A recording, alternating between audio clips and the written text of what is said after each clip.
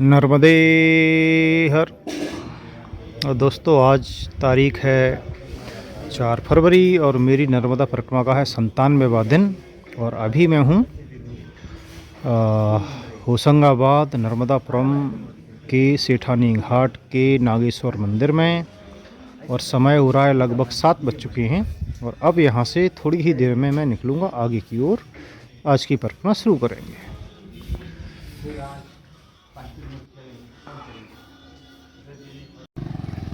तो भाई ये आ गया है डोंगरपुर गांव। और शायद अभी बिल्कुल किनारे पर ही है ये गांव। और हो सकता है यहाँ से जो है रास्ता वो किनारे का हो, वो मालूम करना पड़ेगा। डोंगर बाड़ा है, डोंगरपुर नहीं, डोंगर बाड़ा। और कल जहाँ मैं रुका था नागेश्वर मंदिर में सेठानी घाट होशंगाबाद, वहाँ एक बड़ी अच्छी चीज़ देखने को मिली कि चूँकि बहुत बड़ा घाट है और धार्मिक स्थान है, बहुत मंदिर हैं उधर, तो लोग छोटे मोटे भंडारे करने आते हैं, कथा वो सब। और 20-30 लोग का भोजन या जो भी है तो उनका खाना बच जाता है। तो देखिए वो फिर फेंकना तो ठीक नहीं है, घर पे क्या करेंगे ले जाके इतने का। तो शाम को 2 जगह से भोजन आया। एक जगह से काफ़ी सारे चावल और सब्जी आई, और दूसरी जगह से भी कुछ पूड़ी और कुछ सामान आया। तो मिठाई नहीं थी लेकिन बाकी सामान आया। तो उससे जो है लगभग सारे लोगों का भोजन हो गया। तो मुझे बड़ा अच्छा लगा कि देखिए जो है भोजन की बर्बादी नहीं हुई है। तो कहीं भी है अगर बचता है, अगर उसका उपयोग हो जाता है तो कहीं ज़्यादा अच्छा है।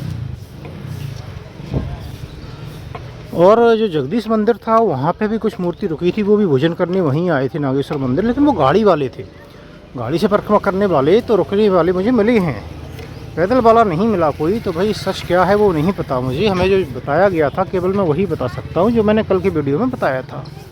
अब रास्ता थोड़ा मालूम करना पड़ेगा, सीधा रोड से ही जाना है कि और कोई सा है। और भाई पीछे से डोंगराबाद से किनारे का रास्ता है। तो हमने पूछा लेकिन उन लोगों ने मना कर दिया कि पानी चल रहा है, तो पानी भरा हुआ है जगह जगह, और उस कारण कई जगह बोले रास्ता बंद भी कर दिया है। तो चूँकि सुबह का टाइम है, ठंड है, तो भाई पानी में ऐसे में रिस्क लेना ठीक नहीं समझा। जब मना कर रहे हैं तो इधर यही सोच के चल रहे हैं भाई जैसा गांव वाले बोलेंगे वैसा करेंगे, क्योंकि कई बार समस्या आ जाती है। उन्होंने बोला कई बोले इतना होता है कीचड़ के फिसल के गिर सकते हैं, बोले मैया में लोग, इसके लिए फिर बंद कर देना पड़ता है रास्ता। तो जो भी अभी खेती कर रहे हैं लोग, तो हकीकत है वो मैं दिखाई चुका हूँ पहले ही। तो ये रोड से ही जाना पड़ेगा, मैया से थोड़ी सी दूरी पर है, आधा किलोमीटर करीब, और बीच में शायद 1 किलोमीटर भी हो जाएगा, क्योंकि ये रास्ता थोड़ा घूम के गया है। तो मान के चलिए कि यहाँ से अगर 3 किलोमीटर अगली जगह है वो किनारे से पड़ती, तो यहाँ से 5 किलोमीटर पड़ेगी, इतना करीब डिफरेंस है, वो मैप में दिख रहा है।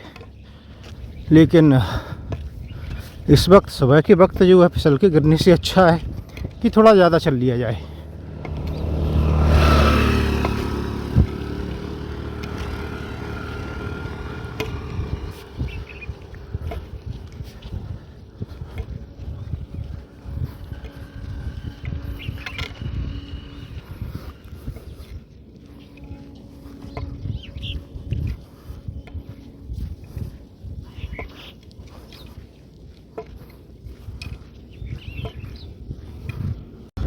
और अगली मेजर जो बड़ी जगह है वो तो ओमकारेश्वर ही पड़ेगी, और करीब वो 250 से लेकर 300 किलोमीटर की रेंज में बता रहे हैं लोग।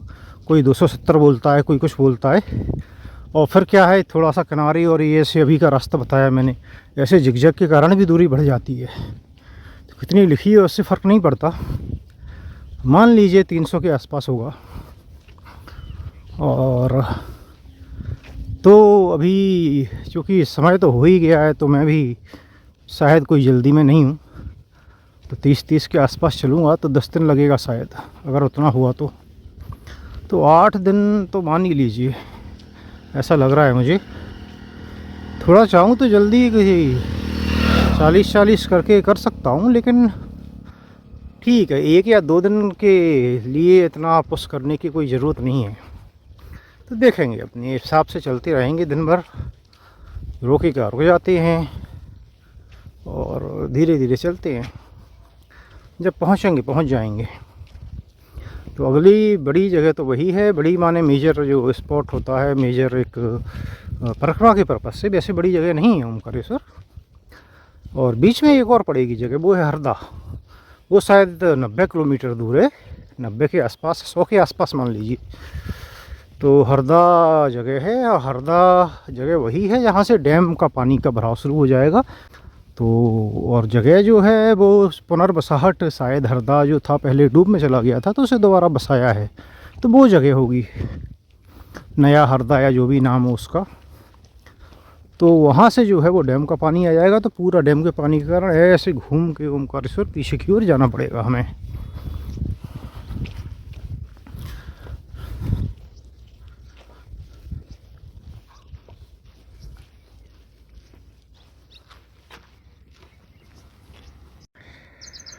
तो ये भाई पूरा कीचड़ से भरा हुआ रास्ता है। इधर तो आपको साइड से दिखेगा भी, लेकिन आगे बिल्कुल कोई रास्ता नहीं है, कीचड़ में से ही निकलना पड़ेगा आपको। तो ये तो रास्तों का भी ये हालत है। तो फिर अब क्या करें, किनारा रास्ता फिर मुझे लगता है इसीलिए लोग बाग रोड से निकल जाते हैं सीधे सीधे। वो कहीं ज़्यादा सही है, सीधे आपको आगे मिला देता है, कुछ किलोमीटर कम भी हो जाती हैं।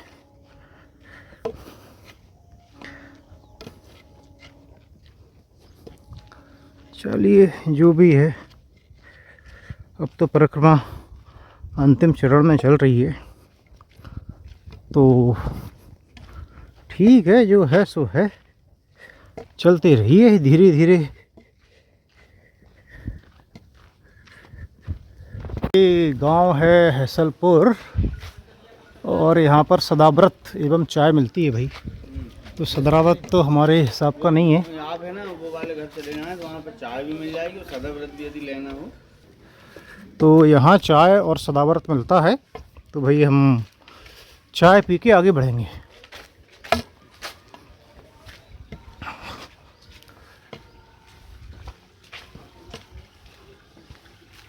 तो ये नर्मदेश्वर मंदिर है हासलपुर गांव में, और यहाँ पे ये सज्जन के यहाँ पर सदाव्रत की व्यवस्था है, चाय और सदाव्रत की।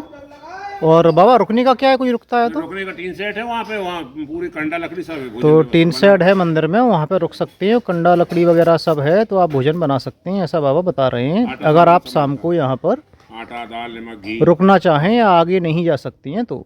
और यहाँ से 4 किलोमीटर आगे बताया है कि आश्रम है। तो कई बार हो जाती है शाम और आप रुकना चाहते हैं तो यहाँ पर भी रुक सकते हैं, ऐसा है। क्योंकि लिस्ट में जो है बुक में इनका नाम नहीं है हासलपुर का, इसलिए विशेष तौर पर मैं इसका उल्लेख कर रहा हूँ। यहाँ से 50-60 साल से सदाव्रत का काम। तो भाई आ गया है रंधाल गांव, ग्राम रंधाल।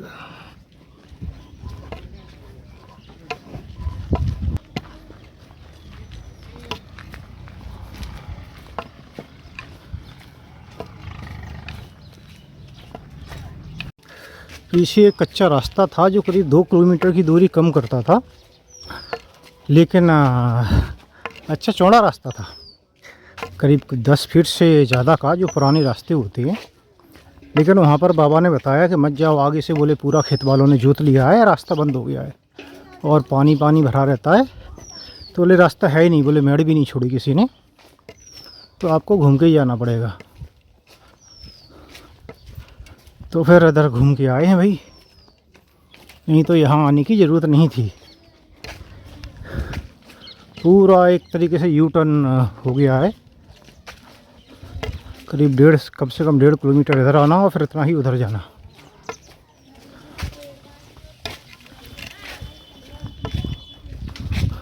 तो रोड बनने का कुछ नुकसान भी है।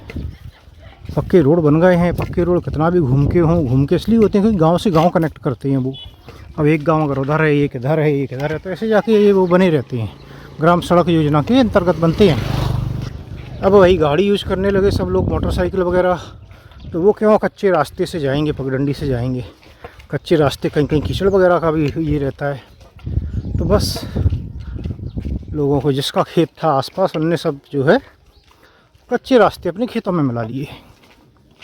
ऐसा ही रोड पर हुआ है। रोड के आसपास जो भी ज़मीन थी, जिसका अभी आसपास खेत था, उनने अपने उसमें ले लिया, बागड़ कर दी।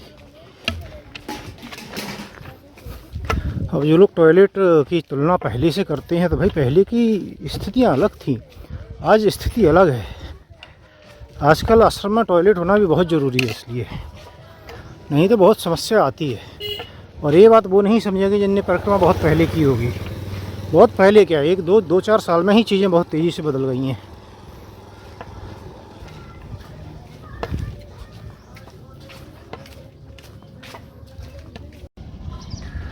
तो भाई एक आश्रम है रंधाल और बंधुआ गांव के बीच। बंधुआ के 1 किलोमीटर पहले हुआ शायद, तो उसके नज़दीक है। तो यहाँ जाएंगे, देखेंगे भाई, व्यवस्थाएं मालूम करेंगे आगे बढ़ने के पहले कम से कम।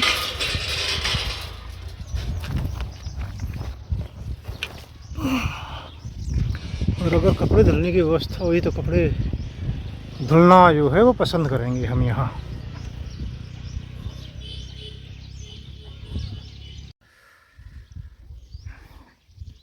तो दोस्तों, इस आश्रम में कपड़े धुले, हैंडपम्प है और उधर टॉयलेट वगैरह भी बनी हुई हैं। एक बाथरूम है बट उसमें नहीं धुले। ये सामने जो आपको दिख रहा है, ये हॉल है, काफ़ी बड़ा है और इसमें परिक्रमावासियों के रुकने की व्यवस्था है, शौचालय बना हुआ है।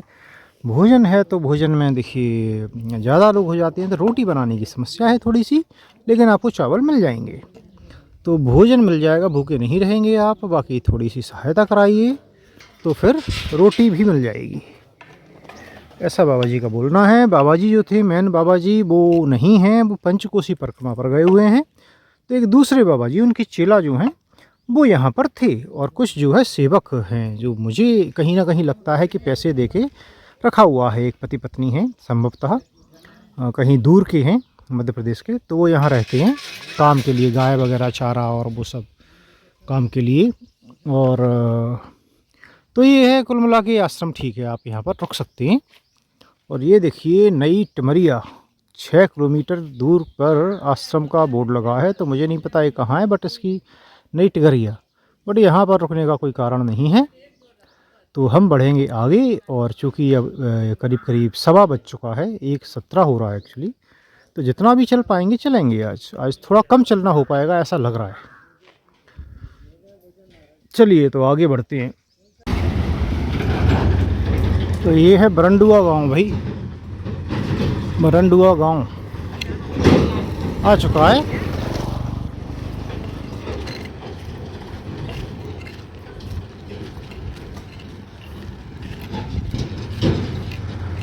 और टोकसर शायद वो जगह थी, टोकसर या टोकसर, अगर मैं गलत नहीं हूँ, वो पड़ेगी संभवतः। और फिर और भी जगह हैं, औड़ी घाट है, जो उधर से हम उधर उस तरफ जो है किसी मठ में रुके थे, तो उसके अपोजिट जो है वो ये जगह है। लेकिन सुबह लग रहा था कि शायद वहाँ पहुँच जाएंगे, लेकिन अभी कपड़े वगैरह धुलने में 2 घंटे चले गए हैं। तो और चूँकि किनारे का रास्ता होता है वो दिया होता है, और रोड से रास्ता फिर इधर से उधर जाना पड़ता है, नर्मदे हर, तो समय ज़्यादा लग जाता है थोड़ा सा। और आज बाबा जी थे, वो बता रहे थे कि भाई हाईवे वाला रोड था, जो सीधा रोड निकलता है हरदा होके, उससे जाते तो बोले 235 किलोमीटर पड़ता। और इधर के रास्ते से बोले 275 के ऊपर पड़ेगा अभी, ऐसा बताया यहाँ पर। तो चलिए मोटा मोटा 300 मान लेते हैं कि शायद इतना अभी भी हो। तो उस हिसाब से आज का मैं बहुत कम चल रहा हूँ, क्योंकि फिर अगर मुझे 108 दिन में करनी है तो कम से कम 30 किलोमीटर तो चलनी पड़ेगी भाई रोज़ाना, क्योंकि इसमें तो लिखा रहता है इधर उधर कुछ ना कुछ दूरियां इधर से उधर हो जाती हैं। और यहाँ लिखा है सेवा सदाव्रत भंडार, चाय शरबत दिया जाता है। देखा जाए क्या चाय मिलती है, कहाँ है कोई, यहाँ तो कोई है ही नहीं भाई। नर्मदे हर, नर्मदे हर। तो वही पीछे उनके यहाँ चाय सेवा ली और चाय पी के अब आगे बढ़ रहे हैं। लगभग 2 बज गया है।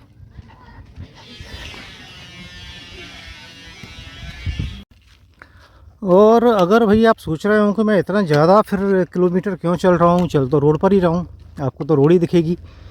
वैसे ये जो रोड है, जो परिक्रमा मार्ग की रोड बनवाई थी उसी में से है, कहीं कहीं कंक्रीट का जो परिक्रमा मार्ग बना हुआ है। तो भाई वो इसलिए चल रहा हूँ कि जो इधर सामने आप देखेंगे तो ये पहाड़ जो दिख रहा है ना आपको, वो पहाड़ मैया के उस पार से भी थोड़ा दूर है। तो मैया का जो जल का प्रवाह है वो यहाँ से शायद 4 खेत, जो ये खेत की दूरी दिख रही है ऐसे 4 खेत के आसपास है, उसके उधर है। तो ये मैया के पास का रास्ता है। किनारे का देखिए रास्ते हर जगह नहीं हो पाते हैं, और कहीं कहीं बीच में कुछ थोड़ा बहुत संभव भी होता है। तो उस पर आजकल खेती के कारण बहुत सारे कारणों से जो है लोग बाग मना कर देते हैं। फिर भी देखिए कुछ लोग थोड़ा बहुत जा सकते हैं, हमने भी किया, मना करने के बाद भी गए हैं बीच बीच में, उधर लिया है तो हो जाता है। नर्मदे हर। लेकिन अभी यही बेहतर लग रहा है कि भाई जो बोल रहे हैं उससे माना जाए। तो ये परिक्रमा मार्ग ले रहे हैं पास वाला, तो पास में मैया के जितना पास हो सकता है उतने पास चल के पूरी करेंगे। और बीच बीच में मैया के दर्शन भी होते रहते हैं। भाई आप हाईवे से निकल जाते, रोड से निकल जाते तो दर्शन नहीं होते। जैसे नर्मदापुरम से निकलते तो सीधे ओमकारेश्वर पहुँचते वर्गी होते हुए, जो मुझे मैप में दिख रहा था। तो ये 50 किलोमीटर एक्स्ट्रा चलने से हो ही जाएगा कि लगभग हमें रोज़ाना दर्शन होते हैं, कम से कम एक बार तो होते ही हैं। देखिए आज दर्शन करके ही निकले थे, फिर उस गांव में मैया दिखी, और इतने पास में है तो कहीं ना कहीं बीच में दिखती ही रहेगी।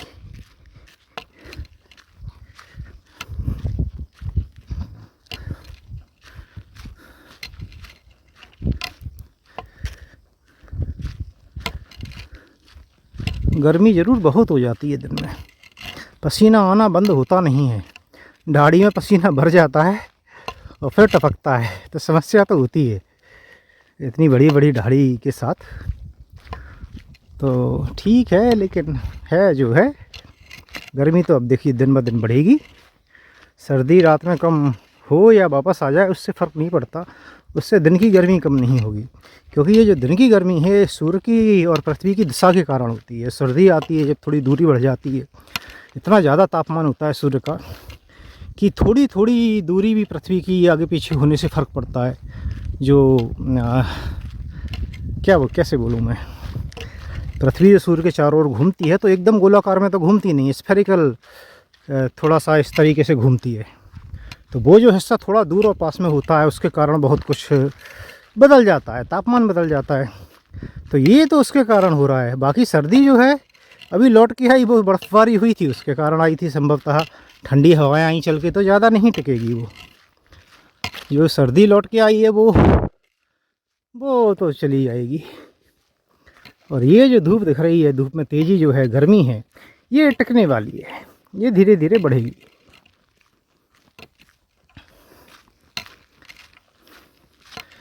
हालांकि फरवरी के महीने में गर्मी ज़्यादा नहीं बढ़ना चाहिए, होना तो ये चाहिए, लेकिन इस क्षेत्र में जल्दी बढ़ जाती है शायद।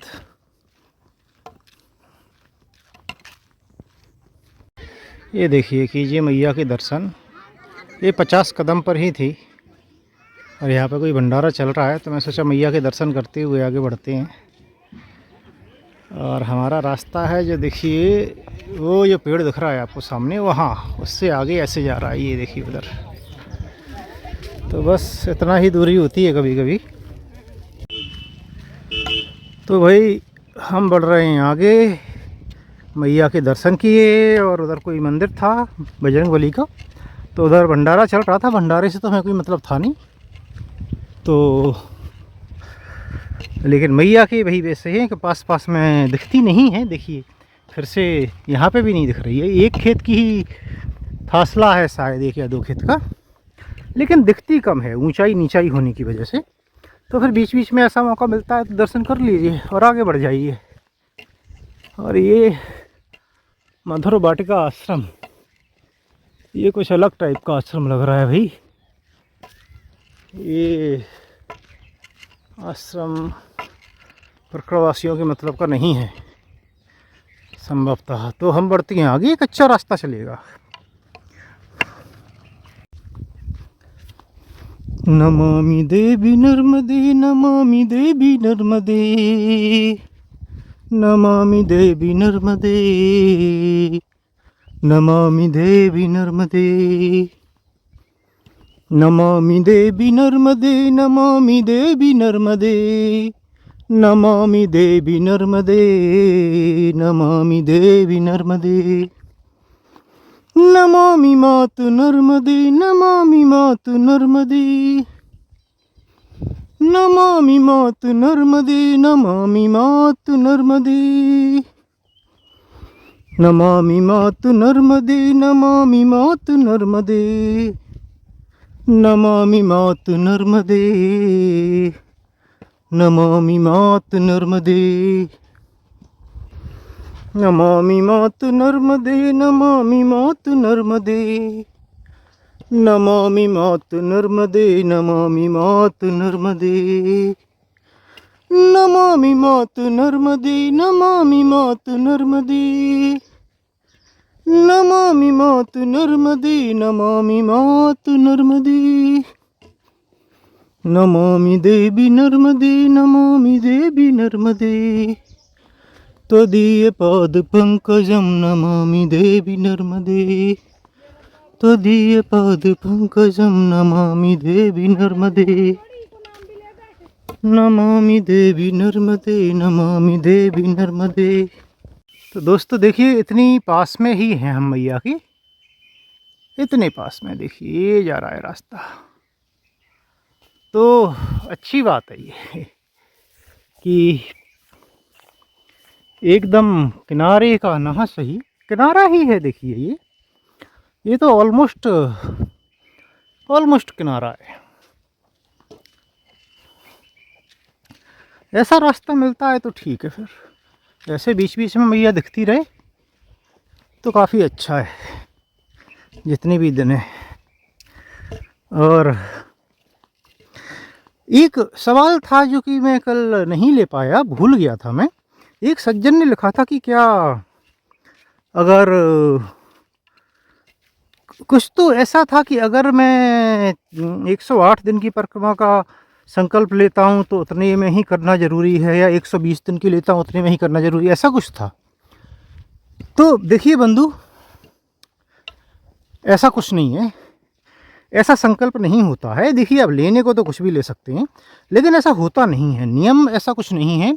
नियम केवल एक ही है कि 3 साल 3 महीने 13 दिन का लीजिए, या फिर आप कोई सी भी करिए अपनी इच्छा अनुसार। तो अगर आप 3 साल 3 महीने 13 दिन वाली नहीं कर रहे हैं तो आप जो है 4 महीने में कर सकते हैं, 4.5 में कर सकते हैं, 3 में कर सकते हैं, 6 में कर सकते हैं, जितने में मर्जी आए उतने में कर सकते हैं, जो आपको अच्छा लगे वैसे कर सकते हैं। इसके अलावा कुछ लोग 12 साल की परिक्रमा का लेते हैं, उनका अपना उद्देश्य होता है। तो इसके अलावा कोई ऐसा संकल्प नहीं है, आप चाहें उतने दिन में पूर्ण कर सकते हैं।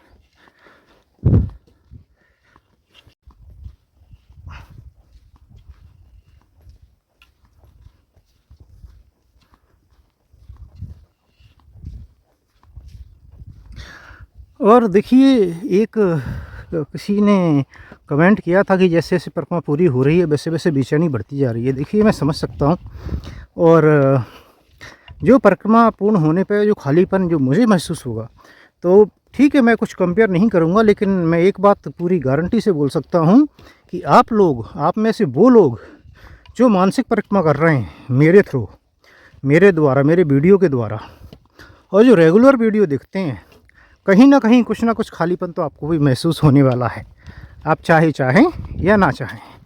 ये मैया से जुड़ाव है जो कि आपको ना चाहते हुए भी जो है आप जुड़ गए हैं, तो वो तो होने वाला है और होता है।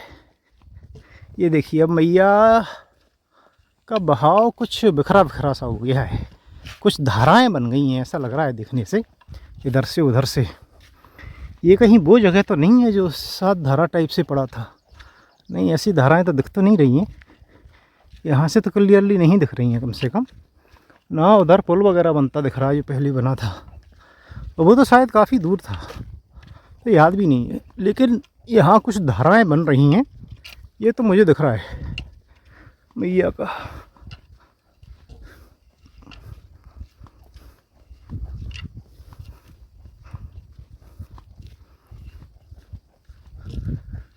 नर्मदे हर नर्मदे हर नर्मदे हर हर नर्मदे, नर्मदे हर नर्मदे हर नर्मदे हर हर नर्मदे, नर्मदे हर नर्मदे हर नर्मदे हर हर नर्मदे। और ये देखिए कुछ देर के लिए ही सही, लेकिन प्रॉपर किनारे का रास्ता है जिस पर कि चल रहे हैं। ये शायद गांव आने वाला होगा टॉक्सर, अगर मैं गलत नहीं हूँ। मेरे अनुमान से 1-8 किलोमीटर आगे ही निकला है, ज़्यादा निकला है मतलब। तो थोड़ा थोड़ा घूम घूम के रास्ते होते हैं तो हो जाता है। पानी देखिए आप, तो प्रवाह देखिए मैया का कितना सुंदर है।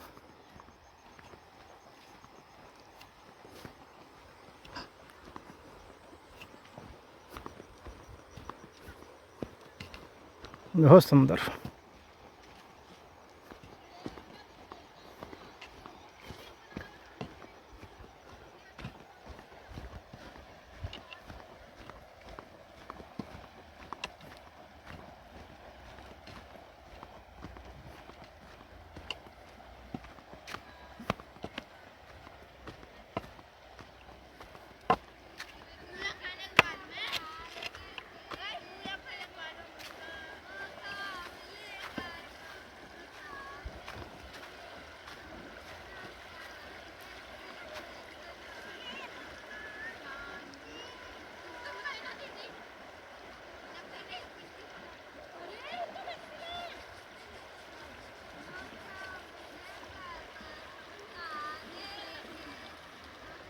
तो भाई ये है कौशल्या नदी, इनने बताया अभी।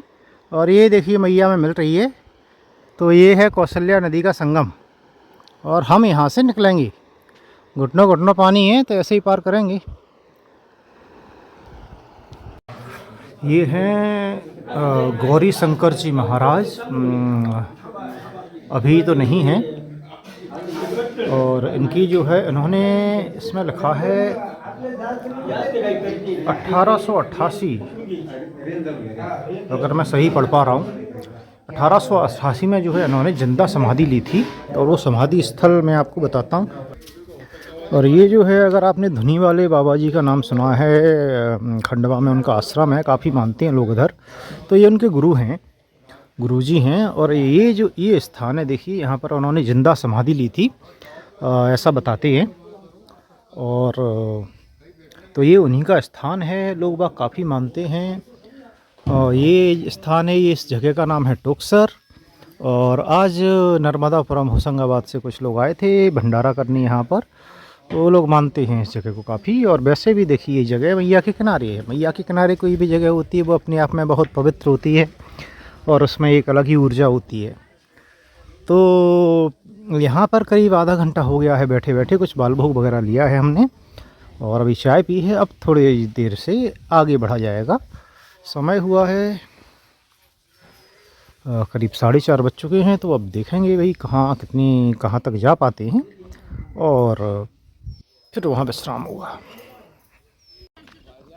तो भाई ये आया है गांव खरखेड़ी, और 5:05 समय हो रहा है, 5:09 समय हो रहा है एक्चुअली। और ये भाई सब झूम रहे हैं। तो भाई तो इसके बाद में आएगा टिगरिया या न्यू टिगरिया कुछ तो बोला था, वो गांव आएगा। वहाँ पर एक आश्रम भी है, और शायद 1 किलोमीटर की दूरी पर है यहाँ से। तो पहुँचते हैं पहले वहाँ, फिर देखेंगे। आज ज़्यादा चलना नहीं हुआ है अभी तक। कोशिश होगी कि लास्ट का जो 1 घंटा है वो चला जाए। अगर 3-4 किलोमीटर और आगे कोई आश्रम या रुकने की व्यवस्था हो सकती है तो। बाकी कुछ बोल नहीं सकते, जैसी मैया की इच्छा भाई, कहाँ रोकना है।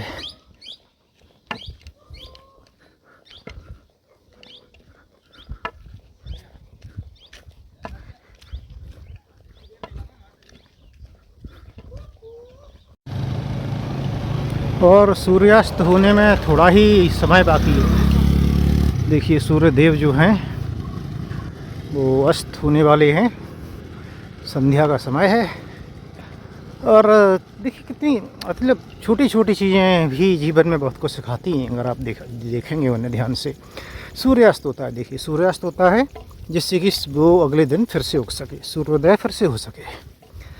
अब सूर्यास्त होता है तो कहीं देखिए अंधेरा रहता है, वो 6 घंटे ही रहता है। किसी देश में आप जाएंगे तो अंधेरा 10 घंटे रहेगा, किसी में 12 घंटे रहेगा, किसी में 18 घंटे भी रहता है। एक ही समय में, एक ही दिन की बात कर रहा हूँ मैं।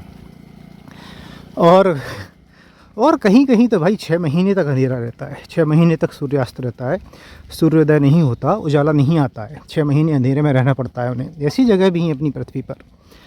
तो क्या वो लोग जीना छोड़ देते हैं? नहीं, अगर 6 महीने अंधेरा रहेगा तो वो उसमें भी जीने का तरीका ढूंढ लेते हैं भाई, कैसे जीना है, कैसे अपनी सुविधाओं का ध्यान रखना है, कैसे क्या करना है। तो ऐसे ही जीवन होता है हमारा, कि जीवन में परेशानियां आती हैं। देखिए ये जो है हर किसी के जीवन में आती हैं, और परेशानियों से लड़ने का तरीका ढूंढना होता है। कभी कभी अंधकार आता है जीवन में, लगता है ऐसा कि भाई समस्याएं बहुत गंभीर हैं और इसका कोई अंत नहीं दिख रहा है, लेकिन अंत होता है। किसी के जीवन में भाई जल्दी आ जाता है, किसी के जीवन में वो देर तक चलता है। नर्मदे हर। और जिसके जीवन में भाई अंधकार जो है, परेशानियां हैं, मुसीबतें हैं, वो बहुत देर तक चलती हैं, तो उन्हें नाउम्मीद नहीं होना चाहिए भाई। उन्हें भी याद रखना चाहिए कि वो उन देशों की तरह हैं, उस जगहों की तरह हैं जहाँ पर कि सूर्यास्त होने के बाद सूर्योदय जो है वो थोड़ा सा देर से होता है। तो कभी कभी ऐसा होता है, तो आप उम्मीद रखिए। और देखिए सूर्य से केवल मेरा मतलब नहीं है कोई टेक्निकली देखे कि सूर्य तो ऐसा है, सूर्य तो हमेशा रहता है भाई, ये तो पृथ्वी घूम रही है। केवल बात सूर्य की नहीं है। देखिए आप किसी से भी तुलना कर सकते हैं, बात है जीवन की समस्याओं की, आप कैसे उसे एक्सेप्ट करते हैं, कैसे उससे लड़ते हैं। और सूर्य क्या, देखिए हमारे सनातन धर्म को देखिए आप, सनातन धर्म हमें क्या सिखाता है। वो उसमें कितने देवता हैं। देखिए सूर्य देवता के रूप में पूजा जाता है, अग्नि देवता के रूप में पूजा जाता है, जल देवता के रूप में पूजा जाता है, और वायु, जल, अग्नि, पृथ्वी, आकाश, ये जो है हमारे पंचतत्व हैं, ये सब पूजे जाते हैं। इसके अलावा देखिए, चलिए आप बात करें, जानवरों की बात करते हैं। चलिए तो सूअर के रूप में भी देखिए बराह अवतार भगवान ने लिया, ठीक है। मत्स्य अवतार मछली के रूप में भगवान ने लिया। नरसिंह अवतार, ठीक है, शेर और मानव का रूप वो भगवान ने लिया। और आ जाइए बहुत सारे जानवरों में, तुम्हारे देवताओं की वो सवारी हैं, ठीक है, चाहे नंदी बैल के रूप में हो या नर्मदा मैया की जो है ये हो मगर के रूप में, या फिर जो है दुर्गा माता का शेर हो, या बहुत सारी है, ठीक है। मोर है कार्तिकेय जी की, चूहा है गणेश भगवान जी की, और कितनी सारी सवारियां हैं। तो पक्षी भी हैं बहुत सारे। तो देखिए हर जीव में, लगभग हर जीव में, कीट पतंगे छोड़ दीजिए आप, लगभग हर जीव में जो नॉन था, जब हमारे धर्म के जो पुस्तकें लिखी गई, वेद पुराण ये लिखे गए जब, तो भाई उनका जो है हर जीव में उनने कहीं ना कहीं ये दिखाया है कि देखिए भगवान का रूप है, अंश है हर कण में। पृथ्वी देखिए, पृथ्वी है, वायु हो या कुछ भी हो, तो उसमें भी बताया है कि भाई भगवान का इसमें अंश होता है। तो ऐसी कोई चीज़ नहीं मिलेगी आपको जिसमें कि हमारा धर्म ये ना बताता हो कि भाई ये भी कहीं ना कहीं मूल्यवान है, इसकी आपको ध्यान रखना है। ये प्रकृति है, प्रकृति में आप जो भी देख रहे हैं उसका आपको ध्यान रखना है, किसी भी चीज़ का मिसयूज नहीं करना है। चाहे वो मिट्टी हो या कुछ भी हो, या वायु हो, प्रदूषण करते हैं जैसे लोग पानी में गंदगी मिलाते हैं, फैलाते हैं, और कोई भी हो, प्रकृति का आपको ध्यान रखना है। जीवन है, जहाँ भी जीवन है वहाँ भगवान का अंश है उसमें।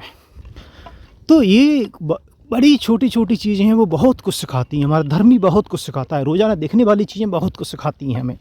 सिर्फ फ़र्क जो है वो नज़रिए का है, ये देखने का नज़रिया।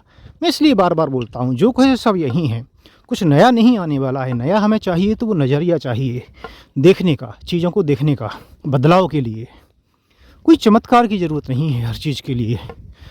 तो बात चल रही थी सूर्यास्त की, अभी भी नहीं हुआ है देखिए।